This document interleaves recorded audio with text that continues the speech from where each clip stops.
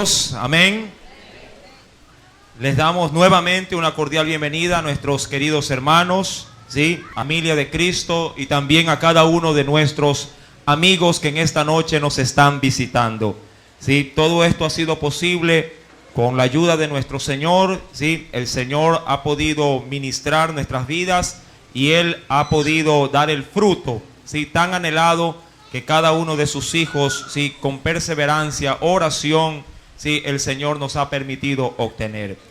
Vamos por favor en esta hora a abrir nuestras Biblias, ¿sí? En el capítulo número 11 del Evangelio según San Marcos.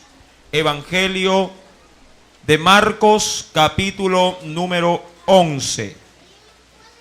Amén. Evangelio de Marcos, capítulo número 11. Vamos a leer versículo número 15.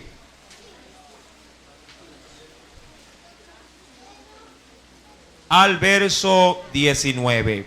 Evangelio de Marcos, capítulo número 11, verso 15 al versículo número 19. ¿Lo tiene? ¿Le parece bien si honramos la palabra poniéndonos en pie?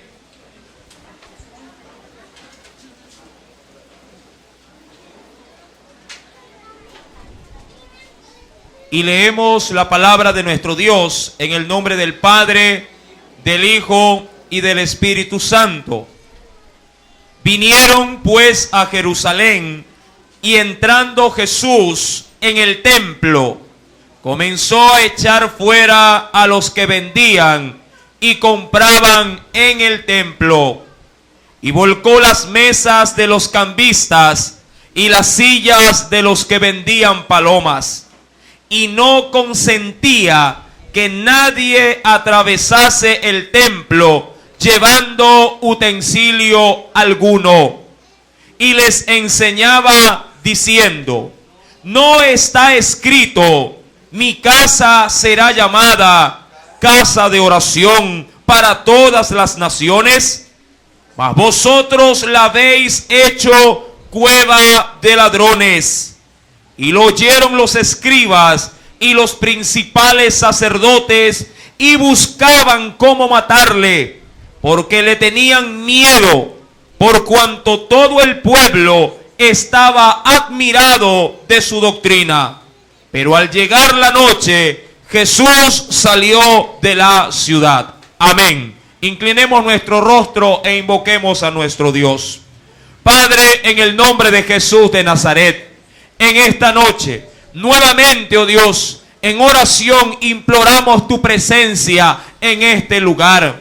Tu palabra, oh Dios, que es el manantial de vida para tus hijos, Señor, derrámalo abundantemente en nuestros corazones. Señor, de acuerdo a la necesidad de cada uno de ellos, oh Dios, ministrales tú, mi Señor. Permite que tu palabra pueda dar fruto al 100, al 70 y al 30 por uno. De acuerdo, Señor amado, Señor, a tu propósito en ellos. Y permite que esta palabra no retorne a ti vacía, sino que salga y cause el efecto que tú quieres, oh Dios, que haga. Te lo pido, mi Rey, en el nombre de Jesús, y te doy gracias, mi Señor. Amén y amén. Podemos tomar nuestros asientos.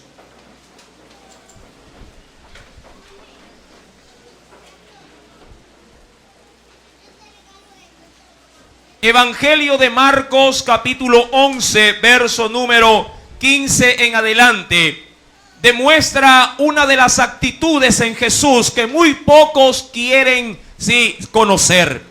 Se ha sabido que a Dios se lo conoce como un Dios de amor, como un Dios de paz, un Dios de misericordia, bondadoso, benigno, bueno. Si bien es cierto, son sus cualidades esenciales, primordiales, en Dios también debemos de ver el otro lado o la otra cara de la moneda. Dios, mi amado hermano, es amoroso por naturaleza. y espera en su amor que el hombre prontamente proceda al arrepentimiento para disfrutar de ese precioso beneficio que Dios quiere otorgarnos. Mas sin embargo, si bien es cierto como dicho de hombre, sí, Dios ama al pecador, pero aborrece el pecado. En este escenario bíblico de Marcos 11, Jesús, la esencia del amor de Dios, ha de cambiar de actitud para demostrarle al hombre que, si bien es cierto, Él vino a rescatarle, no necesariamente vino a compartir sus malas obras. La Escritura menciona, y he tomado este pasaje bíblico tomando como referencia el nombre de esta iglesia, de la cual el mismo Señor nos las otorgó para honrarlo. Dice la Biblia en el verso 15: vinieron pues a Jerusalén, y entrando Jesús en el templo, es decir, en el tabernáculo, comenzó a echar fuera a los que vendían y compraban, dice la Escritura, en el templo, y volcó las mesas de los cambistas, y aún más, dice el Señor, y las sillas de los que vendían palomas. Y no consentía, dice la Escritura, que nadie atravesase el templo llevando utensilio alguno. Amados hermanos, ¿por qué Jesús tuvo que actuar de una manera tan grotesca en un lugar tan sagrado? ¿Por qué Jesús tuvo que tomar una actitud tan adversa para el pueblo, sabiendo que se encontraba en un lugar donde debería de reinar la paz, el amor, sí, y como por naturaleza mismo, Él representando el amor de Dios, tuvo que demostrar un celo, si bien es cierto, no malicioso, sino un celo para que se honrase y se respetase su casa? Amados hermanos, el Evangelio de Juan nos tiene la respuesta. Acompáñeme, mi amado hermano y amigo, al Evangelio según San Juan, en el capítulo número 2. Ahí el Señor nos dará a conocer las pautas por las cuales Él mostró, una actitud opuesta para su pueblo. Evangelio según San Juan, capítulo número 2, verso 13, al versículo 14. ¿Lo tiene? Estaba cerca, dice el Señor, la Pascua de los judíos. Y subió Jesús, ¿hacia dónde? Hacia Jerusalén. Obviamente, la Pascua era una fiesta representativa judía que recordaba, entre otras cosas, la salida, o el anuncio de la salida del pueblo de la tierra de Egipto. Una fiesta que por cientos de años el pueblo la celebraba para conmemorar a su Dios por la liberación que habría de recibir. Esa fiesta consagratoria se la celebraba en Jerusalén, teniendo obviamente como escenario principal el templo de Jerusalén. Y como era una fiesta conmemorable, grande, muchos judíos venían de todas partes. Y dice la Biblia en el verso número 14 del capítulo 2 de Juan: y cuando Jesús fue al templo, oyendo de camino al templo, halló, dice la Escritura, en el templo a los que vendían bueyes, ovejas, palomas, y a los cambistas allí sentados. ¿Qué había sucedido, dentro del orden regular, del templo? Amados hermanos, todo había sido de alguna manera manoseado, todo había sido corrompido, y todo cuanto se hacía a expensas del templo representaba dinero, representaba lucro para los que administraban, el templo del Señor. Ahora el pueblo se acercaba a su Dios, y para poder ofrecer sacrificios necesitaban acercarse no con las manos vacías, llevaban sus animales, llevaban sus corderos, sus ovejas. Los más pobres llevaban palomas, otros llevaban harina, flor de harina, aceite. Nadie quería ir con las manos vacías. Mas sin embargo, aprovechándose de esta situación, el templo había sacado su propia moneda interna. Una moneda que solamente se la podía transar, se la podía realizar en cuanto a su efectivo dentro de dichas instalaciones. Esto había generado demanda entre el pueblo y los sacerdotes. Sus intermediarios eran, mis queridos hermanos, los mercaderes que tenían transado, negociado juntamente con los sacerdotes para poder lucrarse y dar grandes sumas de dinero a manera de intereses a los sacerdotes del templo. Cuando Jesús ingresa y ve este mercado dentro del tabernáculo, Jesús, mi amado hermano, siendo Él la esencia del amor, pero también la esencia del celo de su Dios, toma una actitud tan violenta que arremete contra aquellos que habían corrompido un lugar sagrado. La Biblia dice en el verso número 15, y haciendo un azote de cuerdas, echó fuera del templo a todos y las ovejas y los bueyes, y esparció las monedas de los cambistas y volcó, dice ahí, las mesas. Amados, el templo de Dios era, un lugar de corrupción. El templo de Dios había sido hecho, un lugar de execración. Ya no se iba a buscar presencia de Dios, sino que el pueblo iba básicamente, siendo engañado por sus líderes, a generar ingresos a gente deshonesta, gente que nunca se preocupó por el pueblo que iba a adorar a su Dios. Esto, mi amado hermano, estaba a vista y paciencia de todos los líderes. A ellos no les interesaba el pueblo, les interesaba lo que el pueblo les pudiera dar a ellos. Mis queridos hermanos, profetas como Ezequiel se levantaron delante de un pueblo, delante de una congregación, y en más de una oportunidad encararon a los pastores perversos y malignos que no se preocupaban de las ovejas, sino de lo que las ovejas les pudieran dar a sus bolsillos. El Señor, al ver este escenario, dice en el verso número 16, y dijo a los que vendían palomas, quitad de aquí esto, y no hagáis de la casa de mi padre casa de mercado. Mi amado hermano, mi amado amigo, la casa del Señor no es un mercado. La casa del Señor no es una fuente de enriquecimiento. La casa del Señor es un lugar para ir y aprender de la palabra, ir y depositar nuestras cargas, ir y orar y buscar el rostro de Dios, y Dios derramará de su espíritu y de su consolación para los que vienen con ese propósito en su corazón. Para eso es la casa de nuestro Dios.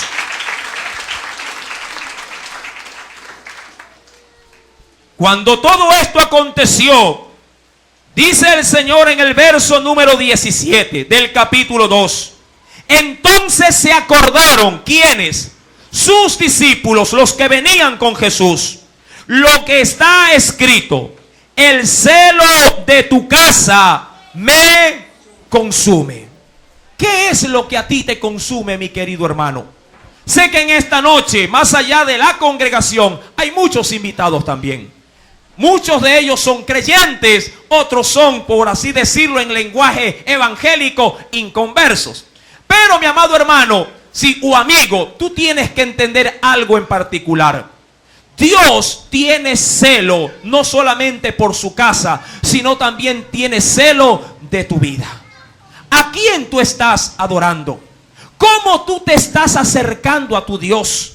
¿Te acercas a su casa simplemente como un mercader? Usted dirá: hermano, yo no vendo nada, yo no me lucro de nada. Pero, mi querido hermano y amigo, hay quienes sí se acercan a la iglesia simplemente por un interés, ¿Cuántas veces nos acercamos a las iglesias solamente a pedir, sí, o solicitar sanidad para nuestras enfermedades? Problemas de pronto que están encrudecidos y que necesitan una respuesta, y usted viene simplemente para obtener un favor de Dios. Pero ¿qué hay de aquello? Usted dirá, ¿acaso eso es malo? Yo le digo, no, no es malo cuando se mantiene una actitud de agradecimiento luego de que Dios te ha concedido lo que tú has venido a buscar. Tú no puedes acercarte a la casa de Dios simplemente para recibir de Él algo y luego de que Dios te lo da, tú te olvidas de tu Señor. Tú tienes que entender que si bien es cierto, Dios es bueno y hace salir su sol sobre buenos y sobre malos también, Dios necesita de su pueblo que venga sinceramente a agradecerle de sus favores recibidos. No porque necesite nuestro agradecimiento, mi amado hermano, nosotros necesitamos depender de ese Dios, tanto en las buenas como en las malas, con refrigeradora llena o con refrigeradora vacía. El Hijo de Dios siempre, mi amado hermano, buscará en su Dios siempre un amparo, un refugio. El pueblo se acercaba y quienes recibían al pueblo veían signos de monedas en ellos. La Biblia nos dice, si retornamos por favor al Evangelio de Marcos, capítulo número 11. Jesús nos dice en el verso 16, y no consentía, óigalo bien, no consentía que nadie atravesase el templo llevando utensilio alguno. No necesariamente, mi querido hermano, si esto estaba limitado a los mercaderes, sino que aún muchos se inmiscuían dentro del templo a seguir haciendo transacciones. Mis amados hermanos, el templo de Dios debe de ser un lugar sagrado para ti. Así como lo es tu hogar, así también debe de ser la casa del Señor. Las iglesias no se levantan para vender empanadas. Las iglesias no se levantan para vender ropa. Las iglesias no se levantan, mi amado hermano, para hacer viajes. La iglesia se levanta para buscar de Dios, orar, aprender de su palabra. Para eso se deben de levantar las iglesias. Cuando una iglesia pierde su óptica, cuando una iglesia pierde su visión, amado hermano, sal de esa iglesia y busca una donde la sana doctrina pueda manifestarse en plenitud. Tú tienes que entender que el propósito de Dios es que vengas a su casa a llenarte de la presencia de Dios. Y una vez que Dios te ha dado de gracia su mensaje, de gracia también tendrás que dar la palabra que te ha sido impartida. Es responsabilidad de todo hombre y de toda mujer que está al frente de la obra, sí, nutrir a su pueblo y enseñarle por esta palabra la voluntad de su Dios. ¿Qué hay si no cumplimos esa responsabilidad? Acompáñame por favor al Antiguo Testamento. Para muchos el día de hoy, si bien es cierto, Dios en su misericordia nos otorga un año más, no por ello podemos desaprovechar la oportunidad para que esta palabra quede debidamente sembrada en nuestros corazones. En el libro de Ezequiel,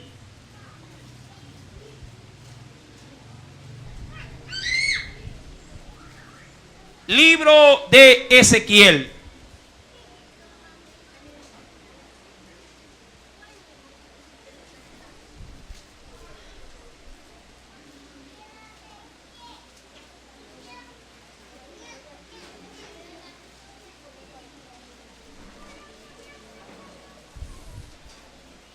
en el capítulo 34, libro de Ezequiel, capítulo 34. ¿Qué acontecerá si los responsables de las casas de oraciones no acatan el celo de Dios? Miremos pues, verso número 1 en adelante. ¿Lo tenemos? Vino a mí palabra de Jehová diciendo: Hijo de hombre, profetiza contra los pastores de Israel. Profetiza y di a los pastores: así ha dicho Jehová el Señor. Ay de los pastores de Israel que se apacientan a sí mismos.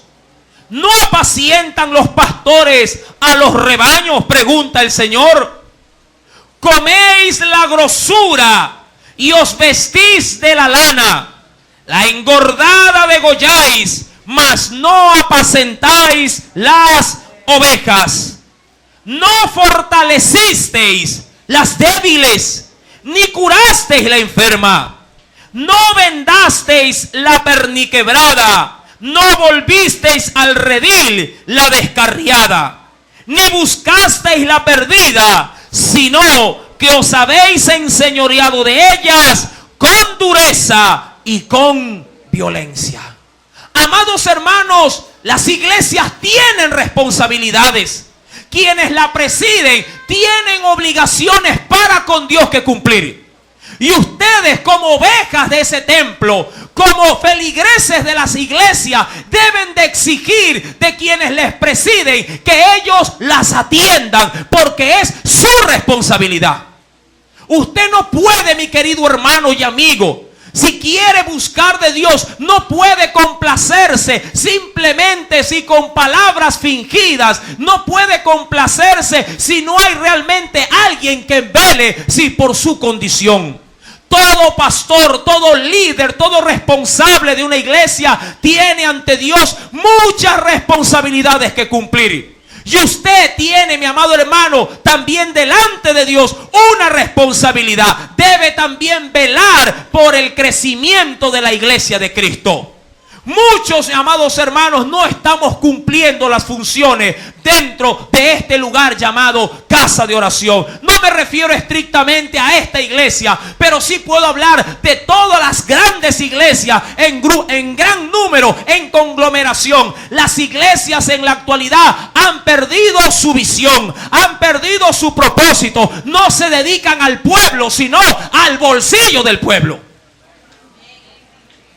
Usted, mi amado hermano, tiene que también en Dios levantarse con su celo. No le digo que haga un cabestro, no le digo que agarre un palo o un látigo y vaya sacando a las personas inapropiadas de los templos. Lo que yo sí le digo es que usted tiene ante Dios un látigo más fuerte, sí, que una vara. Usted tiene dos rodillas que tiene que doblar. Tiene, amado hermano, un tiempo secreto de oración. Y ahí, amado hermano, ore a su Dios. Pida por su iglesia, pida por su congregación por un cambio. Y verá que el Señor, a todo aquel que se acerca y le busca, Dios también le responderá y hará milagros en medio de las iglesias. Usted tiene que entender, mi amado hermano, como lo dice Ezequiel en el capítulo número 34, versículo número 4. Nuestra responsabilidad, nos dice el Señor, es fortalecer a quienes en la iglesia, a los débiles, es curar a las enfermas, vendar a los que están perniquebrados y hacer volver al redil a quienes, a los que están descarriados. Esa es nuestra responsabilidad y usted debe de exigir que nosotros cumplamos esas responsabilidades. Si usted, mi amado hermano, pertenece al cuerpo de Cristo, usted puede ser un instrumento poderoso dentro de su iglesia. Pero así como los líderes tienen responsabilidades, las ovejas en las casas de oración también tienen sus responsabilidades. La Biblia también dispone para ustedes, mi amado hermano, que deben de sujetarse a sus pastores, deben de predicar la palabra y deben de estar siempre aptos para toda buena obra también. Tanto los unos como los otros, todos formamos la iglesia. Y si la iglesia hace la voluntad de Dios, el Señor cuando venga no nos va a reprochar nada, sino que va, mi amado hermano, a recompensar la obra de cada uno de nosotros. La palabra de nuestro Dios nos dice en el Evangelio de Marcos, capítulo número 11, en el verso número 17. Marcos capítulo 11, versículo 17. Y les enseñaba diciendo: ¿no está escrito, mi casa será llamada casa de oración para todas las naciones? Mas vosotros la habéis hecho cueva de ladrones. Recuerde, mi amado hermano, de nosotros depende en Dios que esta obra, que a la presente fecha, si bien es cierto Dios la ha bendecido, también depende de nosotros que la bendición no se haga maldición. No podemos confiarnos, no podemos bajar los brazos, no podemos decir: ay, ya no entramos en la iglesia, ya no voy a predicar. Amado hermano, mi responsabilidad y su responsabilidad ante Dios es seguir pregonando el evangelio. Él se encargará de ampliarnos, de ensancharnos, pero nuestra responsabilidad es de seguir anunciando las buenas nuevas de salvación. Esa es nuestra responsabilidad. Deje que Dios haga lo que tiene que hacer en esta iglesia. La Escritura nos dice en el verso número 18: los que oyeron, es decir, los escribas y los principales sacerdotes, buscaban cómo matarle, porque le tenían miedo. ¿Por qué les tenía miedo? Porque Jesús siempre fue frontal, directo y hablaba con la verdad. Si tú estás, mi querido hermano, siendo utilizado simplemente como un instrumento monetario en tu iglesia, sí, huye de ese lugar. El Señor no vino, como lo mencioné hace breves instantes, no vino por tu bolsillo. El Señor vino por tu vida. Todo tu ser le pertenece al Señor. El Señor, mi querido hermano, está preocupado por tu bienestar total, cuerpo, alma y espíritu. Dios es quien vela, mi querido hermano, por la integridad de sus ovejas. Tú tienes un gran rol, tienes una suma importancia dentro del cuerpo de Cristo. Tú tienes que entender en el versículo número 18 que hay quienes no pueden llegar a soportar que se les diga en la cara que están haciendo un mal uso de este púlpito, que están haciendo un mal uso de los atrios del Señor, que están haciendo un mal uso aún de las propias vidas, que van a las iglesias, que van a las congregaciones. Mi amado hermano, tú como velador también de las cosas de Dios, ora por tus líderes, dobla rodilla por ellos, porque a la verdad el único que puede cambiar el corazón del hombre es nuestro Dios. Así como también en las iglesias hay ovejitas que reniegan, hay ovejitas que no se sujetan, que quieren hacer lo que ellos desean, también sus líderes oran por ustedes, suplican a Dios por ustedes para que Dios haga un cambio en cada hombre y en cada mujer que viene a una iglesia. Esa es también nuestra responsabilidad. Los oyeron los escribas, dice el verso 18, y los principales sacerdotes, y buscaban cómo matarle, porque le tenían miedo, por cuanto todo el pueblo estaba admirado de su, es decir, de su enseñanza.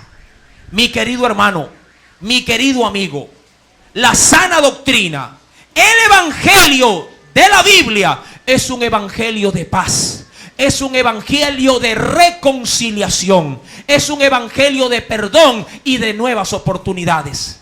Ese evangelio es el evangelio que Cristo el día de hoy te anuncia y te proclama desde este altar para tu vida. Si tú no lo tienes todavía, yo te desafío a que pruebes de ese evangelio y verás la gloria de Dios en tu vida.